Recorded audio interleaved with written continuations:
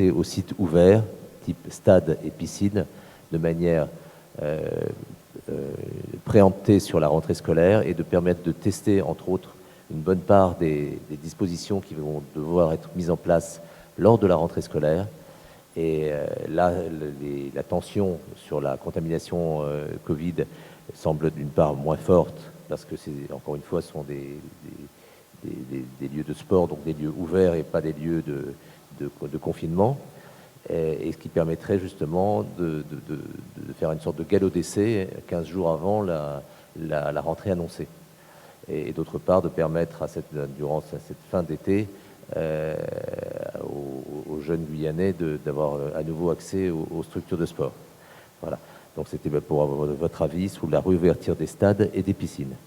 Et puis dans les questions diverses, en point 4, il y avait d'évoquer le passage au vert de la Guyane, parce que je vous rappelle que nous sommes toujours en orange, alors que, et nous venons d'en faire le bilan pour ce qui est des chiffres d'épidémiologie, nous sommes pour une bonne part en dessous des chiffres de certains départements qui sont repassés en vert depuis longtemps en métropole, alors qu'on semble nous avoir un peu oublié en orange en Guyane.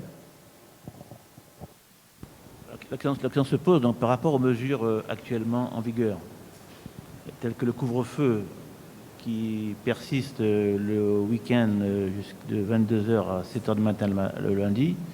Je voudrais avoir l'avis du comité sur le sujet.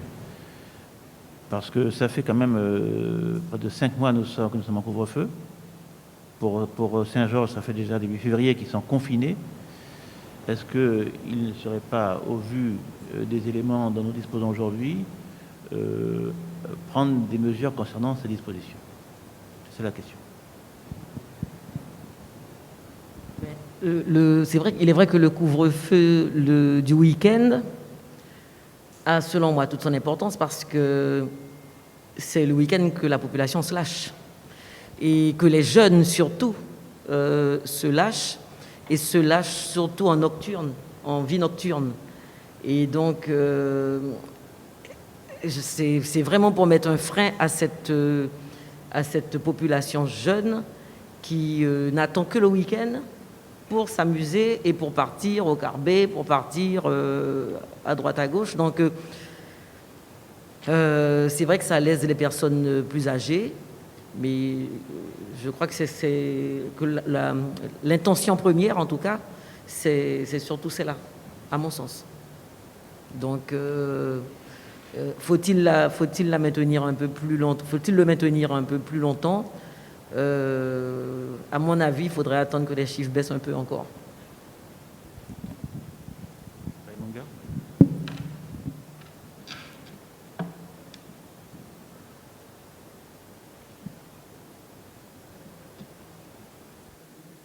Je voulais abonder dans le sens de Madame Léo. D'un point de vue épidémiologique, on voit que certains indicateurs sont encore au-dessus du seuil d'alerte. Et même si le virus circule à bas bruit, on a vu un taux de reproduction qui est en dessous de 1. Je pense qu'il serait plus prudent, plus judicieux d'attendre un peu que ces indicateurs baissent encore afin de pouvoir envisager une levée totale des mesures restrictives, notamment sur le couvre-feu du week-end.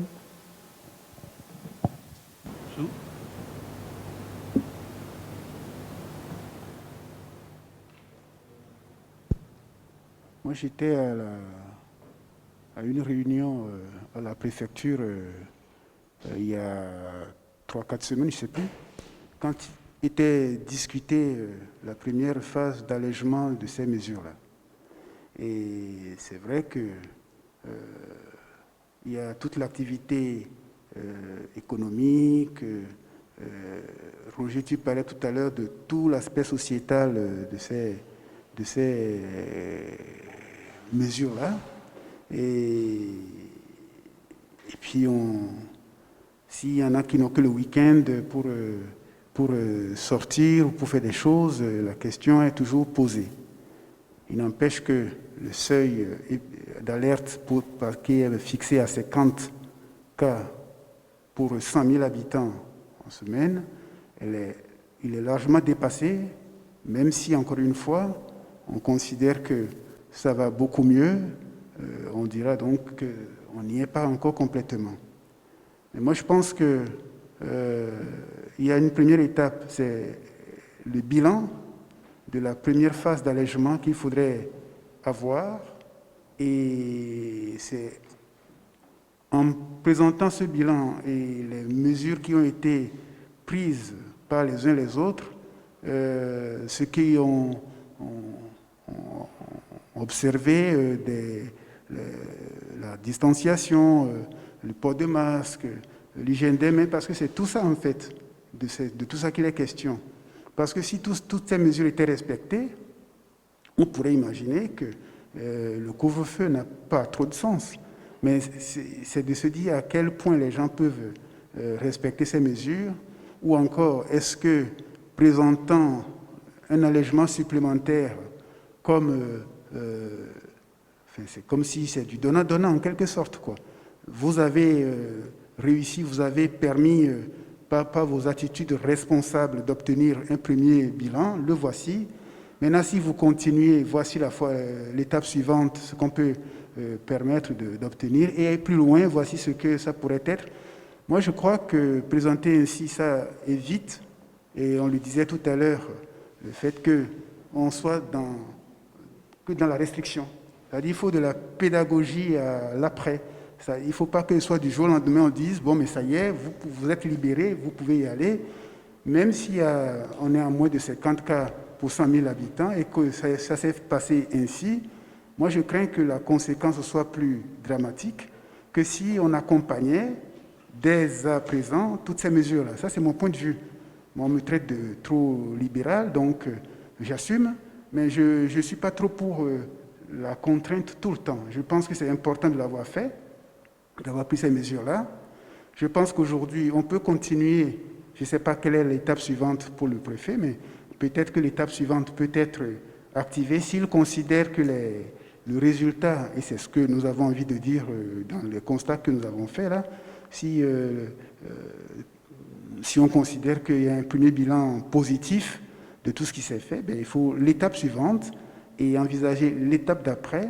Et comme ça, les gens, ils ont quelque chose à quoi s'accrocher plutôt que du jour au lendemain, on lâche les taureaux, quoi. Ils sont dans l'arène, ils font n'importe quoi. Enfin, alors que contrôler dès aujourd'hui, on peut arriver à mieux s'en sortir. Je dis ça parce que c'est dommage puisque ça a été présenté au début comme un facteur qui ne favorise pas nécessairement l'observance des mesures barrières, mais il faudra malgré tout que nous apprenions à vivre avec ce virus. Il ne va plus nous quitter comme ça.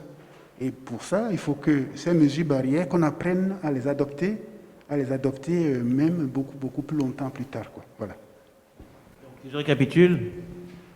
Malgré les chiffres un petit peu, une certaine embellie des indicateurs que nous avons actuellement, malgré la moindre pression sur le système hospitalier, malgré le nombre d'hospitalisations qui a diminué, compte tenu du fait que le virus circule encore, le comité préconise donc de repousser à une quinzaine de jours l'assouplissement des mesures concernant le couvre-feu et le confinement. C'est ça? C'est pas ça?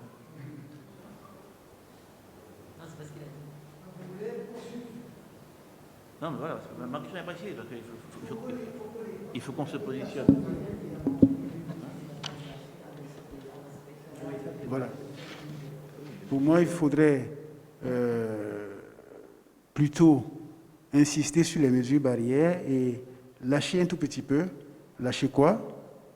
Je ne sais pas me prononcer parce que je ne sais pas quelles sont les étapes prévues par la suite. Est-ce que c'est que le dimanche qu'on ouvre un peu ou qu'est-ce qu'on ouvre exactement? J'en sais rien, mais par exemple, quand Roger, tu disais couvre-feu de 22h à 5h du matin, ou si, c'est pas partout, il y a des endroits où c'est pas exactement. Enfin, c'est là également discriminé. On peut reprendre ces schémas et alléger de façon, alléger un peu pour tout le monde, sans que ce soit la libération complète. Mais ça peut commencer dès à présent, pour moi, si on considère qu'on a un premier bilan positif, l'afficher comme un résultat obtenu par tout le monde du fait de l'observance de toutes ces mesures qui nous a coûté à chacun. C'est comme si c'est le bénéfice que nous avons tous. Et présenter le reste, pareil, comme des étapes suivantes auxquelles on va aspirer si on continue à appliquer ces mesures-là. Parce que, à mon avis, ça va être là le nerf de la guerre, obtenir que, même plus tard, ces mesures barrières soient dans nos habitudes. Et oui, enfin, je comprends tout à fait ce que vous dites, parce que, en fait, il faut responsabiliser les gens et leur dire si vous êtes responsable, nous on lâche. Et moi, je pense que il faut pas tout, effectivement, faut pas tout arrêter d'un coup. Par exemple, le couvre-feu en semaine pourrait être arrêté. C'est-à-dire que on pourrait laisser libre circulation en semaine et garder quand même le couvre-feu en week-end. Parce qu'on sait qu'en semaine, les gens ont beaucoup plus de mal à se déplacer. Et donc, et le week-end, c'est l'occasion de partir en commune, de partir en famille, d'aller se retrouver, de sortir. Donc c'est vrai que cette petite privation de la liberté le week-end me semble encore à maintenir. Par contre, du lundi au jeudi, ce couvre-feu de 22h, bon, ça je pense qu'on peut lâcher prise sur cela, à mon avis.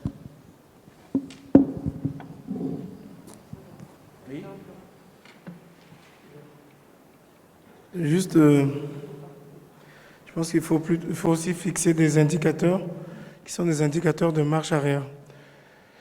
Il faut les fixer, je ne les connais pas, hein, je le dis comme ça. Qu'est-ce que nous allons surveiller lorsque nous allons lâcher pour nous permettre de dire on continue ou on fait marche arrière. Il faudrait les réfléchir.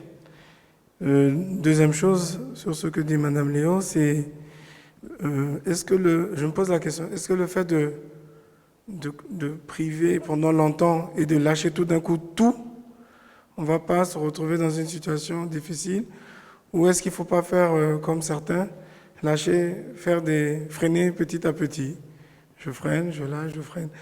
Parce qu'on l'a bien vu en métropole, comme on a tenu les gens pendant longtemps, donc on les a lâchés, c'est les grosses fêtes partout. Au jour d'aujourd'hui, si les gens ne vont pas en commune de temps en temps voir les parents, quand on va lâcher, eh ben c'est tout le monde qui va aussi aller brutalement. Et est-ce que ça ne va pas faire un effet boom plus tard? Je ne sais pas, je le dis comme ça. Je sais que certains pays ont fait du confinement de 10 jours, 15 jours. Il semble que ça marche aussi.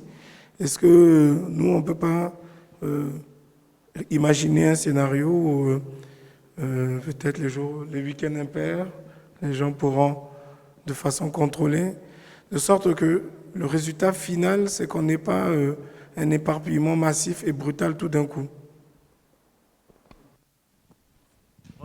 Il faut se baser sur des faits. Actuellement, l'incidence, même si elle a baissé de 20%, est largement au-dessus de l'incidence d'alerte et de vigilance. Alors, soit on se dit qu'on attend que ça descende dans la zone de vigilance pour assouplir les mesures ou les supprimer, soit on se dit qu'on maintient les mesures actuellement telles quelles. Il ne faudrait pas qu'on refasse l'erreur du dernier déconfinement, même si je conçois très bien que ça pose un problème à la fois à la population et aussi à l'économie, parce qu'il y a beaucoup de commerçants de surfaces alimentaires qui sont fermés le dimanche, du samedi au dimanche. Donc il faudrait qu'on se positionne de façon qu'on donne, nous, une recommandation qui soit claire et qui s'appuie sur des éléments pertinents. L'élément pertinent pour moi, ce serait pas seulement le nombre de positifs ou négatifs, mais ce serait le fait que l'incidence se situe dans une zone tolérable, ce qui n'est pas le cas actuellement, même si ça va beaucoup mieux. C'est ce que je disais ce matin.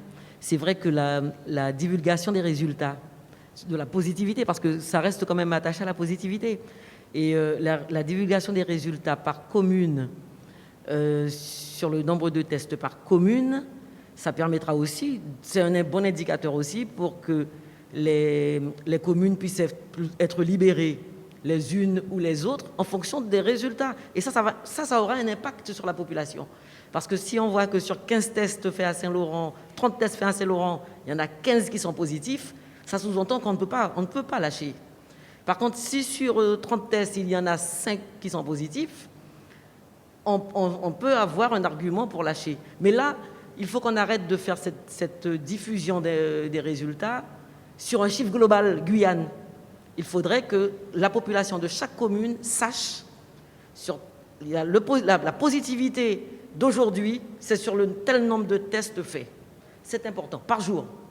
Il faut qu'on arrive à imposer cela à l'ARS, parce que la population est très attachée à ce tableau, ce petit tableau qui n'a l'air de rien. Tout le monde l'attend impatiemment chaque jour. Moi, je l'attends, dès que je l'ai, je regarde le chiffre global et le Saint-Laurent, du Maroni, et après je monte. Mais pour moi, quand je dis oui, 14, ok, 14 sur 640 tests, ça représente quoi? Ça ne représente rien. Donc c'est important. Alors, je vais en revenir à mon thème de départ, que nous ne sommes pas il y a 5 mois, et ce qui est le seuil, donc on est tous d'accord que le seuil de passage au vert est de 50 cas pour 100 000 habitants. Effectivement, on n'y est pas. On est à peu près à 120 cas. Pas de problème là-dessus. Il y a quand même un contexte qui a très significativement changé, qui est justement les conséquences du nombre de cas sur l'hospitalisation, l'AREA et la mortalité.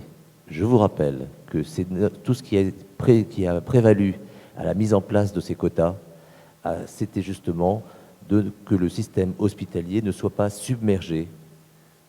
C'est bien que ça, le contexte, j'ai pas rêvé. Il fallait que le système hospitalier ne soit pas submergeable, ne soit pas en situation d'échec pour la prise en charge des patients. Est-on, au regard des chiffres de la létalité, des chiffres d'hospitalisation et de passage en réanimation, sur les mêmes critères d'évaluation de ces quotas de 50 cas pour 100 000 habitants, oui ou non? À mon sens, non. Pour autant, ça ne veut pas dire qu'il faut se laisser aller à rouvrir les vannes de manière inexplicable.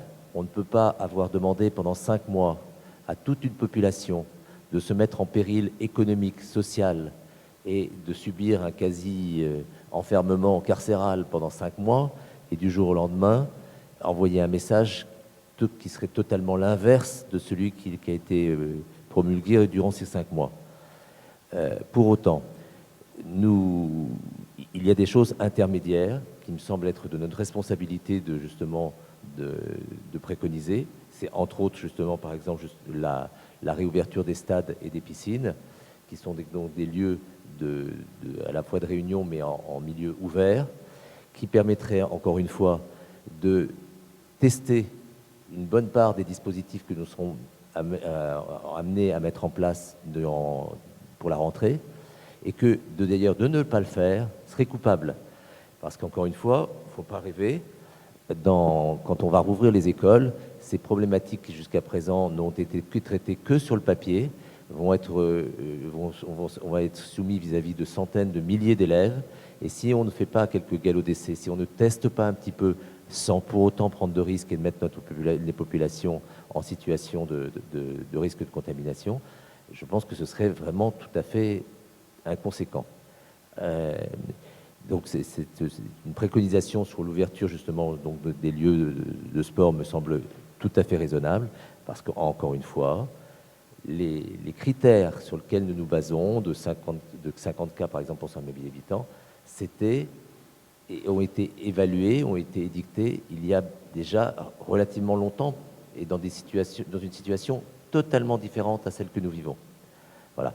Il me semble d'ailleurs pour cela que même si on ne peut pas, de toute façon ce n'est pas à nous de le décider, mais préconiser le passage du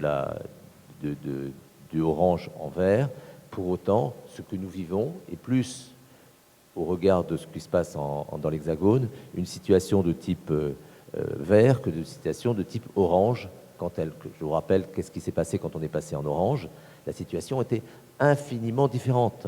On était dans une explosion par le biais des frontières, une arrivée de cas d'importation importante, un nombre de clusters considérable et un nombre de cas qui a explosé en Guyane.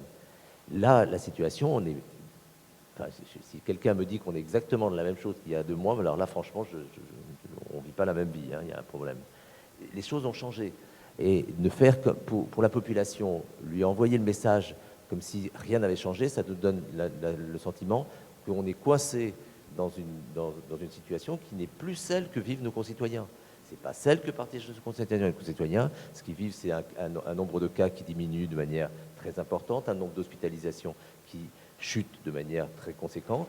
Alors, ne pas en tenir compte, ce serait, encore une fois, ce que je redoute, hein, c'est que ça fasse perdre la pertinence même du message. Parce que le risque, il est toujours là. Le risque, il est sur les personnes vulnérables. Et sur le fait encore que ce que je disais tout à l'heure, c'est que ces personnes vulnérables, elles participent de notre vie à tous. Elles ne sont pas isolées tous dans des EHPAD qu'on pourrait protéger en mettant l'armée autour et un cordon de sécurité, mais ce sont nos parents, nos tantes, nos oncles, qui sont éventuellement pour des causes de morbidité ou d'âge en situation d'être contaminés et eux d'avoir un vrai problème de santé. Donc cette responsabilité collective, il ne s'agit certainement pas donc de l'envoyer aux orties, mais de la gérer de manière peut-être un peu plus précise et que pour justement garder de la pertinence au message que l'on donne justement sur les mesures de maintien du masque, mesures barrières et ainsi de suite. Parce que sinon, il y aura un trop fort décalage, une tension trop forte entre ce que vivront les gens et le message qu'on essaiera de faire passer. Et on le voit d'ailleurs dans l'Hexagone, les gens adhèrent de manière de plus en plus difficile finalement à ces choses-là. Ça s'use, le message s'use. Et si on n'en tient pas compte, on sera tout seul à raconter des choses que personne n'écoutera. Maintenant, moi, je voudrais qu'on fasse preuve de pragmatisme. Eh bien, la préfecture va sans doute prendre une décision dans les jours qui viennent sur le sujet. La population aussi s'interroge. Donc nous, il faut qu'on prenne un positionnement. Voilà, c'est pour ça.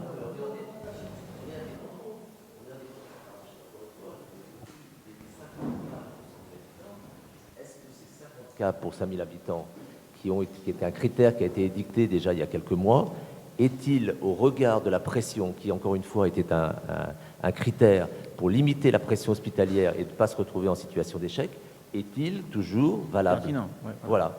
Enfin, posons-nous des questions qui sont des questions scientifiques, plutôt que de reprendre des critères pondus à 8000 km d'ici, par des gens qui donnent l'impression d'être légèrement sclérosés par rapport à ce qui se passe réellement.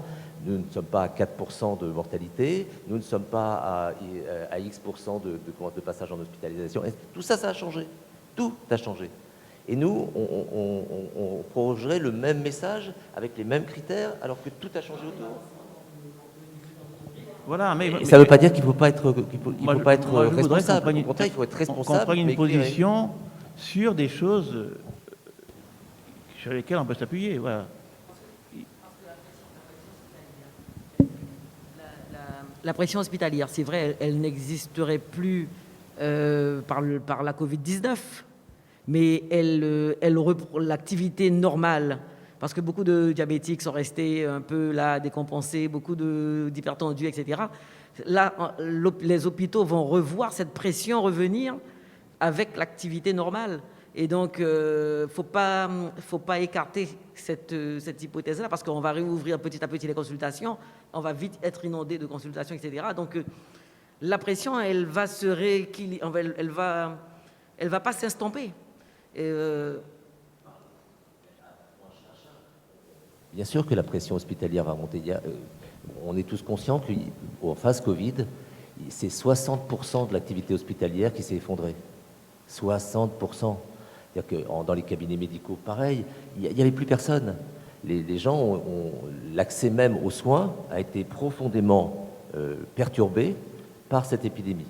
Et donc, effectivement, vont se croiser la diminution effectivement, de la pression Covid avec la remontée logique de l'accès à la chirurgie. On a parlé justement de la réouverture de la chirurgie au CHOG, et ainsi de suite.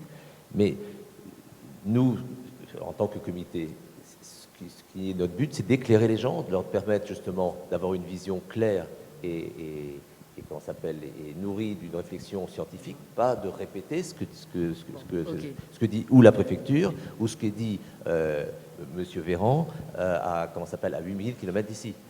Est-ce que oui ou non, au vu de la situation que nous partageons tous, les critères de 50 pour 100 000 habitants rendent compte d'une réalité que nous partageons, ou est-ce que c'est juste un critère qui a été établi il y a quelques mois pour permettre justement de mettre à l'abri un système hospitalier face à une épidémie que nous ne connaissions qu'encore très très mal. Je ne suis pas en train de dire qu'il faut lâcher la pression, bien au contraire. Je pense qu'au contraire, il faut y aller par paliers. Il faut éventuellement justement, et c'est pour ça que je pensais à la réouverture des stades et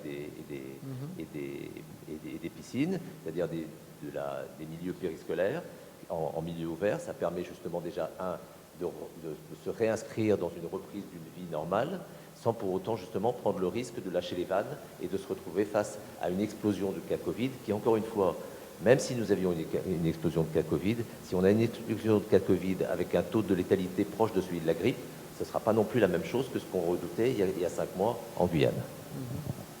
Docteur. Alors, ne faudrait-il pas que l'on reprenne justement toutes ces restrictions, toutes les restrictions qui existent, et Antoine, ne faudrait-il pas que l'on reprenne, que l'on balaye à nouveau toutes ces restrictions qui existent aujourd'hui et voir quels sont les risques pour chacune d'entre elles et selon le degré de risque, voir si on peut lâcher ou pas. Tout de suite, mais on n'est peut-être pas obligé de rendre une recommandation tout de suite, mais à mon sens, ce serait notre responsabilité justement de reprendre ces critères justement d'évaluation au vu de la situation épidémiologique, de la réalité hospitalière, entre autres avec le docteur Crépin et le docteur Jossou, pour avoir revoir si éventuellement on ne peut pas s'engager vers des mesures responsables mais envisageables d'allègement de la pression du confinement, pas des mesures de protection, mais du confinement et des conséquences qu'elles ont sur la vie de tous les jours. Parce que c'est vrai que réouvrir les stades, ça sous-entend qu'on admet les jeux collectifs, ça sous-entend qu'on admet que les gens soient dans les gradins, etc., les uns à côté des autres. La piscine, pareil, ça sous-entend aussi que... Ouverte. En fait, je suis désolé, les stades sont ouverts pour une bonne part en métropole. Ils sont par exemple limités pour des stades qui sont à 40 000 personnes, il y a que 5 000 personnes, et ainsi de suite. Il peut y avoir des règles, mais c'est une façon justement... Mais comment ça va se passer dans 15 jours avec la rentrée scolaire? Si on n'est pas capable d'imaginer la réouverture d'un stade à l'instant T, comment vous allez imaginer la réouverture des lycées et des collèges? Alors, si vous n'arrivez pas à ouvrir un stade aujourd'hui, je ne vois pas très bien comment vous allez ouvrir un lycée dans 15 jours. Pour qu'on m'explique. Ce qu'il faudrait, c'est que concrètement, on puisse, je ne sais pas, prendre... C'est-à-dire que si on décide qu'on ouvre le stade, il faudrait avoir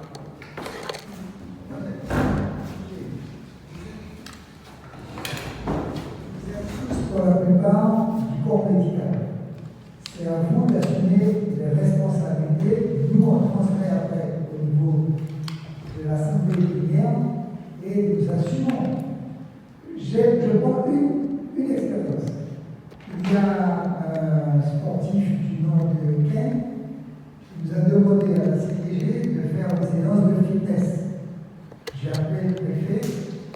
La règle était de 40 personnes.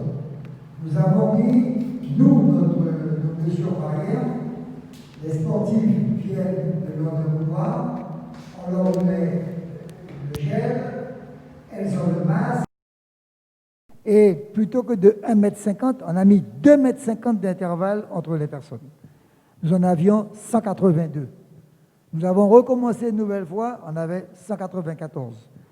Je pense qu'il vaut mieux faire du sport en plein air, comme le dit le docteur Burin, que d'aller à la compter à 200 autour des bateaux ou des voiliers. Moi, je suis pour l'ouverture du stade en maintenant les mesures barrières. On va avoir mercredi un match exceptionnel de ligue. Il y a quand même 5000 personnes, quoi. Les salles de musculation, il n'y a pas salle plus surveillée, contrôlée. Si on met 10 personnes toutes les heures ou toutes les 2 heures, un sportif en salle doit au départ déjà nettoyer sa table, le lieu où qu'il pratique. Donc moi je pense, c'est vrai qu'aujourd'hui il faut non pas déroger, il faut ouvrir, il faut maintenir le dimanche journée, on va dire, couvre-feu. Encore que on commence à avoir beaucoup de sportifs sur la route pratiquant du vélo, moi-même j'en pratique. On respecte les mesures. Le samedi, on est à 40-80, mais le dimanche, on est individuellement ou 2-3 personnes. Donc, la question pour nous fondamentale, c'est l'assouplissement des mesures barrières, mais surtout maintenant la rectitude au niveau de la rentrée. Nous avons déjà dit, nous, pour la rentrée, que les mesures barrières seront respectées, le gel, les masques, les entreprises ont commencé pour certaines le changement de robinetterie, donc sur pédale, etc. La question essentielle va être les transports. La dernière étude a démontré qu'on ne serait pas 15 enfants dans un bus de 60, mais de 25. Ça permet déjà d'alléger les rotations. La dernière question sera celle de la cantine scolaire, mais il faut qu'on apaise les esprits, qu'on torde le cou à cette volonté pour certains de jouer le jeu sur la rentrée scolaire et qu'avec le rectorat, tous les acteurs concernés, les parents d'élèves, on puisse planifier, le mot est plus consensuel, planifier une rentrée scolaire au fur et à mesure. La seule question que je pose aux médecins et que j'ai posée au comité, c'est la question de sérologie, la question des PCR, la question, tout ce que vous connaissez, pour qu'une fois pour toutes, on arrête les dates, pour que le laboratoire se rende à Maripasoula, se rende à Grand-Sentier, voire à Saint-Georges, pour que nous puissions étaler les rentrées scolaires des enfants sur Cayenne, sur Saint-Georges, sur Saint-Laurent, puisqu'on a 650 scolaires qui sont encore à l'intérieur du territoire, qui ne bénéficient pas de numérique, etc., etc. Si je peux me permettre, je voudrais rajouter juste une chose, c'est que ça me semble aussi très important, cette réouverture des stades et des piscines, enfin des lieux de sport ouverts, parce que ça peut être aussi un lieu à la fois de pédagogie quant aux futures mesures qui vont être mises en place sur le plan scolaire, et de réassurance aussi des parents d'élèves sur la capacité qu'on va avoir à mettre en place l'ouverture scolaire. Et encore une fois, je pense qu'il y a, en tant que parent d'élève, moi je me pose la question, et je ne dois pas être le seul à me demander à quelle sauce nos enfants vont être mangés. Donc, 15 jours avant, la réouverture justement des lieux périscolaires me semble quelque chose qui, en termes de réassurance du public, pourrait être une très bonne chose, et aussi de pédagogie sur les gestes barrières et les mesures qu'on va mettre en place.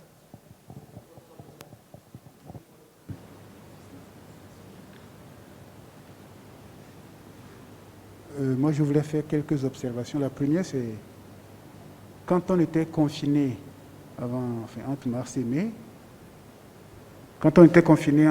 mai, la Guyane n'avait pas encore beaucoup de cas Covid à déplorer. C'était l'alignement sur les recommandations de la métropole. Le déconfinement a été fait et puis nous, les cas sont venus après. Donc en gros, je ne peux pas dire qu'on puisse tirer de mauvaises ou de bonnes leçons d'un précédent déconfinement pour l'instant. Ça, c'était ma première observation. La deuxième, c'est si on prend une mesure aujourd'hui, on peut se donner la possibilité, ou le dire en tout cas, de revenir en arrière ou même de faire plus, de serrer encore plus si la situation, en fonction de l'épidémiologie.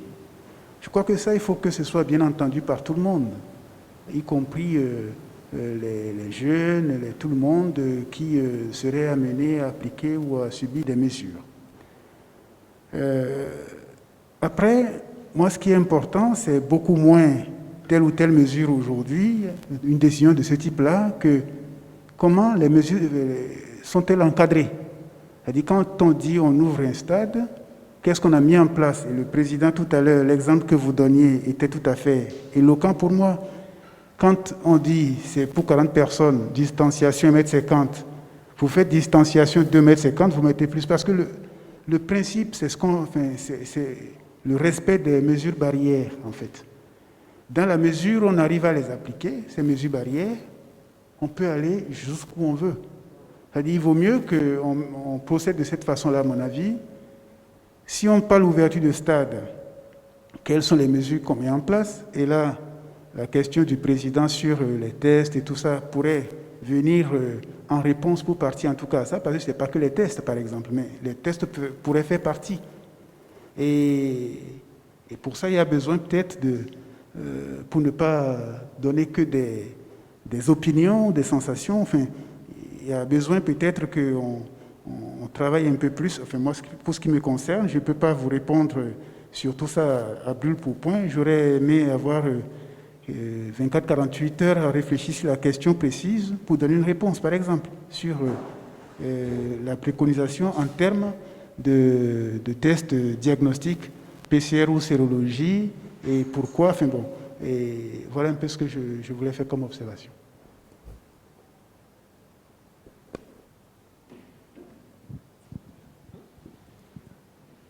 Non, mais moi, ce que je peux dire, c'est vrai que aujourd'hui, effectivement, il faut ouvrir, il faut lâcher, mais nous ne pouvons pas lâcher n'importe comment, parce que cette maladie, elle se contracte surtout dans des situations collectives, on le sait bien, et tout ce qui va amener un rassemblement sera un risque. Alors, bien sûr, le président, il a donné un bel exemple. L'exemple du sport. Oui, on peut ouvrir un stade et faire du step. Le step, c'est une activité individuelle. C'est vrai on peut être 5000, mais on est 5000 devant notre step et on fait un sport individuel. Par contre, le football ou le rugby, où on est amené à s'entrechoquer, à se toucher, ce n'est pas la même chose que de faire de la gymnastique ou de l'athlétisme. L'athlétisme, oui, on peut réouvrir le stade et faire de l'athlétisme, faire du saut en hauteur, faire de la course à pied, on peut faire plein de choses.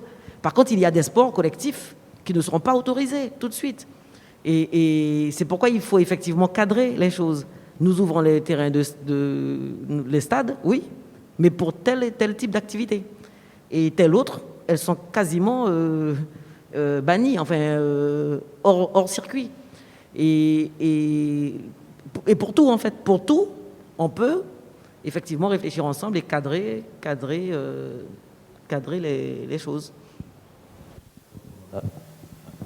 Donc pour terminer, puisque donc on a vu le point 1, le point 2, le point 3, c'était donc la rentrée scolaire et périscolaire avec préconisation sur l'accès au site ouvert. Donc une recommandation sous 48 heures de l'ouverture de sites périscolaires type stade et piscine en Guyane, avec information sur les gestes barrières et surveillance, et une surveillance épidémiologique, entre autres par les tests, permettant d'évaluer cette phase de test et éventuellement un retour en arrière si jamais c'était nécessaire. Pour les questions diverses, on avait le passage en vert de la Guyane et le couvre-feu, donc les recommandations de conservation du couvre-feu le dimanche, c'est bien, tout le monde est d'accord, histoire de ne pas rouvrir les vannes de manière inconsidérée et envoyer un message qui soit contre-productif. Voilà. Eh bien, c'est terminé. J'aime bien que les choses soient claires. Nous sommes toujours en état d'urgence sanitaire. Le 31 octobre. Notre préconisation concernant l'assouplissement du couvre-feu, c'est quoi?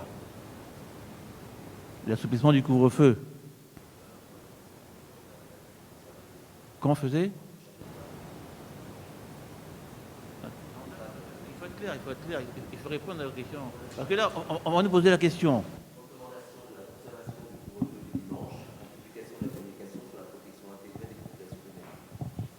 Je propose quand même, pour l'allègement des couvre-feux, de regarder la situation par commune. Je ne sais pas si ce sera judicieux de déconfiner tout le monde en semaine alors qu'on a des taux de circulation du virus qui diffèrent d'une commune à l'autre et aussi des autres indicateurs sur le taux de positivité notamment et l'incidence. Donc il faudrait peut-être revoir ça en fonction des communes et trouver un consensus.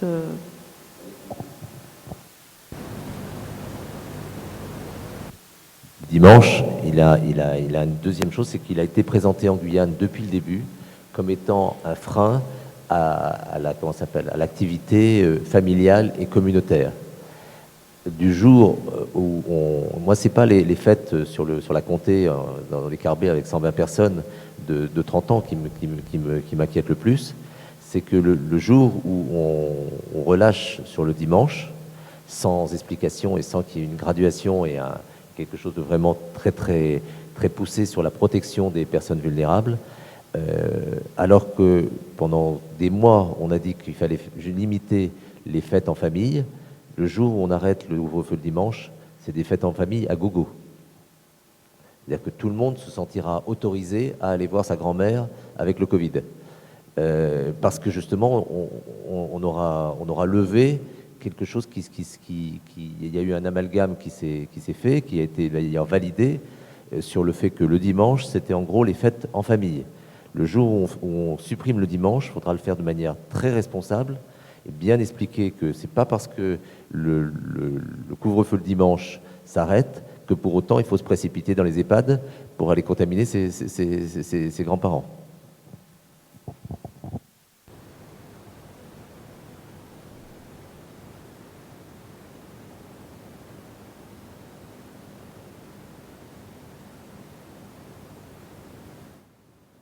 Je crois que c'est très important encore d'insister, et vous le faisiez très bien, sur le fait que, puisque l'épidémiologie sur le terrain n'est pas la même, on peut s'autoriser à prendre des mesures qui sont discriminantes sur le territoire aussi, donc en fonction des communes.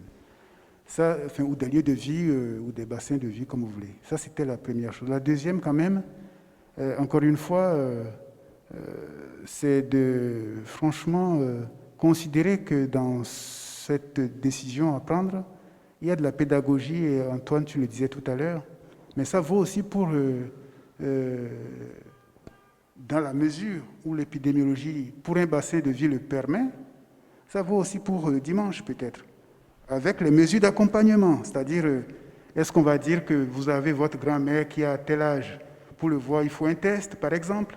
Est-ce qu'on va faire, c'est les mesures qui vont accompagner ces mesures, ces préconisations, qui doivent être discutées aussi, à mon avis. C'est-à-dire qu'il y ait un cahier des charges qui accompagne chaque mesure, en quelque sorte.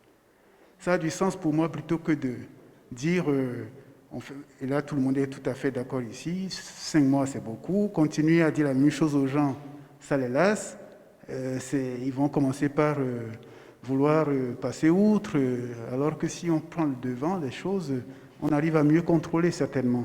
Donc, les mesures qui accompagnent, suivre les communes par rapport à leur épidémiologie pour les préconisations qu'on peut être amené à faire. Et si on parle d'ouverture de stade, vous l'avez dit, le président, pour quelle activité, je crois que c'est en réalité ces détails dans la préconisation qui auront tout leur poids, je pense.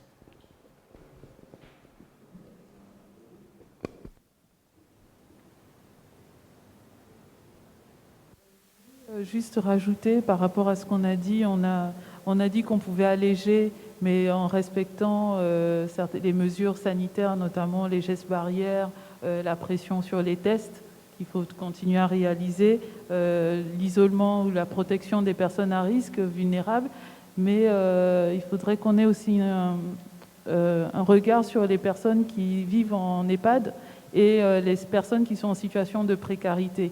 Notamment les personnes qui n'ont pas accès à l'eau potable et qui vivent dans des habitats notamment informels ou des lieux de vie avec un manque d'hygiène manifeste.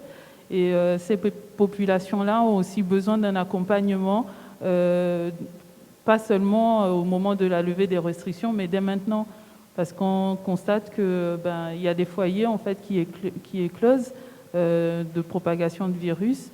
J'en parlais avec le docteur Burin à l'instant. On avait prévu mettre en place un test de dépistage environnemental pour détecter la présence du virus dans les eaux usées, ce qui permettrait de détecter à l'avance en fait l'éclosion d'éventuels clusters.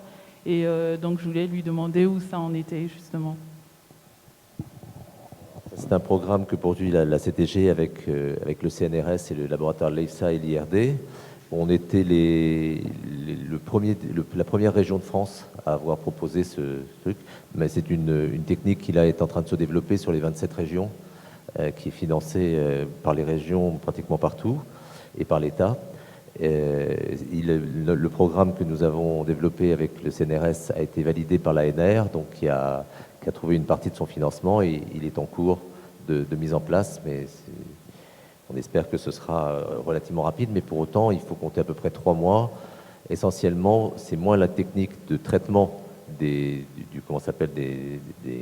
échantillons génétiques au niveau des eaux usées que le recueil de ces mêmes échantillons dans les différents points collecteurs et autres. Et c'est ça qui met le plus de temps, en fait. Surtout que je vous rappelle que la Guyane, c'est pratiquement la taille du Portugal. Donc autant faire ça dans la Vienne où c'est pas très compliqué, faire ça sur la Guyane, ça demande quand même des moyens plus importants. Mais on n'a pas laissé tomber, bien au contraire. A priori, ce serait pour le premier trimestre, courant du dernier trimestre de 2020.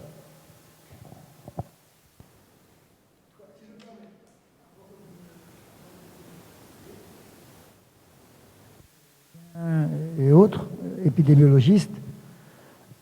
Moi, j'ai réunion mercredi avec le recteur, au nom de la CTG, avec toute mon équipe.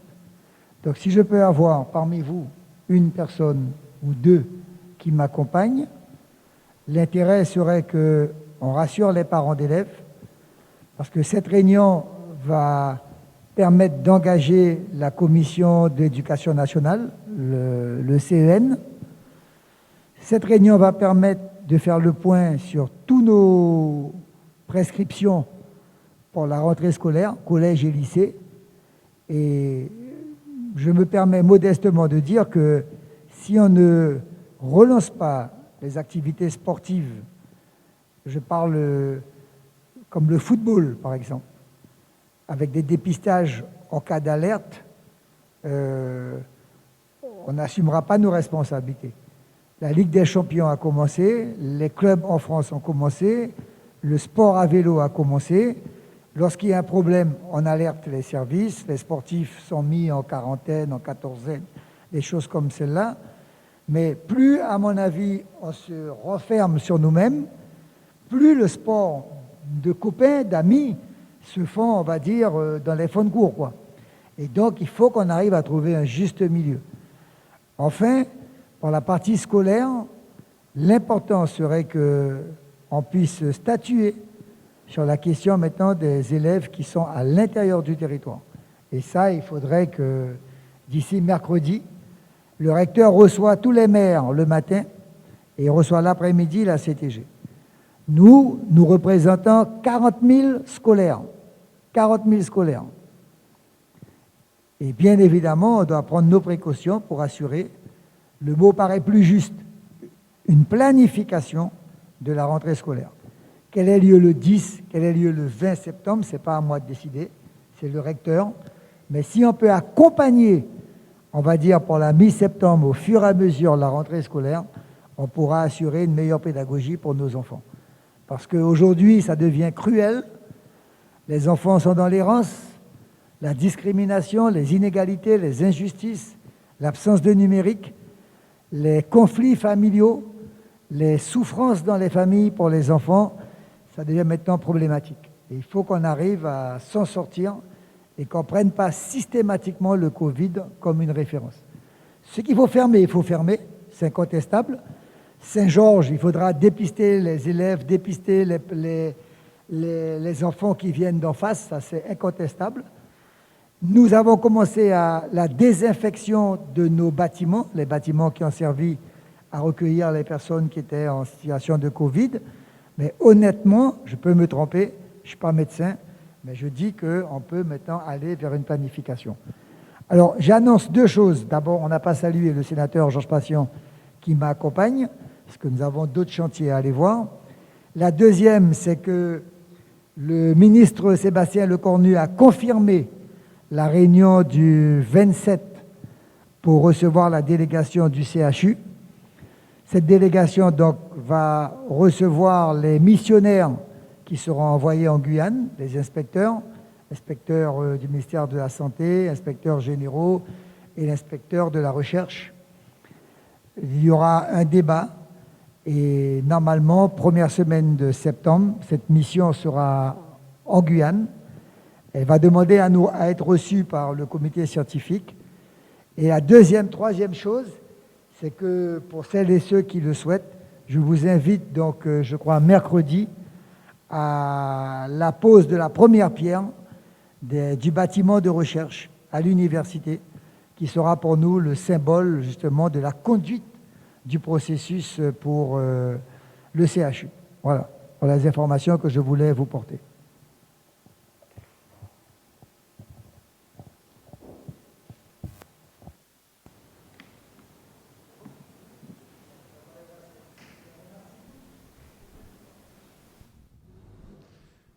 Bien, voilà, donc nous avons essayé de vous retransmettre ce direct. Nous vous remercions de nous avoir suivis et puis on vous souhaite une bonne journée.